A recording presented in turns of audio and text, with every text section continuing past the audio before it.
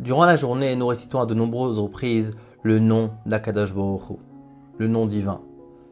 Des dizaines, voire des centaines de fois, que ce soit à travers notre prière, Shacharit, Mincha ou Arvit, ou que ce soit à travers les différentes brachot que nous récitons tout au long de la journée, comme par exemple avant et après d'avoir mangé, Netilat Yadayim, Birkat Hamazon, Asher Yatzar, etc.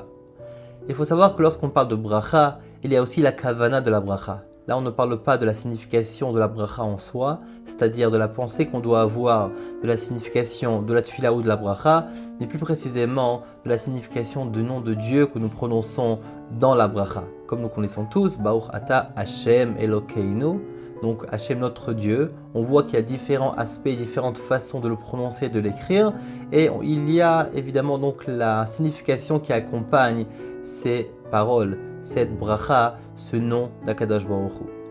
La kavana, si on le prend du sens simple, veut tout simplement dire de la politesse, c'est-à-dire le fait de respecter. Pourquoi ? La kavana veut dire que je m'adresse à une personne.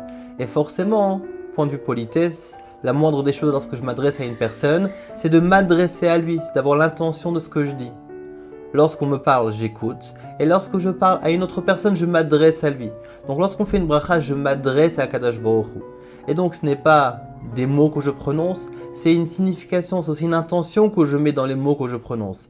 D'où l'importance de la bracha. La bracha est donc des mots. Le corps, si on pourrait dire, du texte, le corps des mots. Mais la kavana, la pensée qui vient à l'intérieur, c'est, on peut dire, l'âme, la neshama, ce qui va faire vivre la bracha. Et donc c'est à travers le fait que je pense devant qui je me tiens, et je vais rester donc les mots en m'adressant à la personne qui se tient devant moi. Lorsqu'on dit kavana, donc l'intention, la pensée, en réalité nous sommes en train de faire vivre notre bracha, de faire vivre notre fila.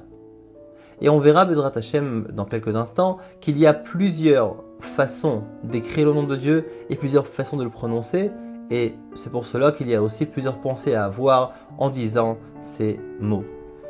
Il est écrit que lorsqu'on récite une bracha, on doit réciter comme si on comptait des pièces de monnaie.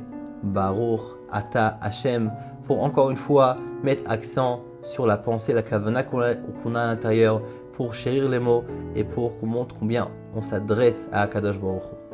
Lorsque nous parlons du nom d'Akadosh Baruch Hu, le nom divin, il y a plusieurs façons de l'écrire et plusieurs façons de le prononcer. Nous avons fait le nom que tout le monde connaît, Yud Ke Vav Ke, donc le nom de Dieu Baruch Ata Hashem, qui se prononce Ado plus loin Nai, malgré qu'il est écrit différemment. Nous avons le Alet Dalet Nun Yud, donc ce Ado plus loin Nai en soi qui est prononcé et écrit de la même façon.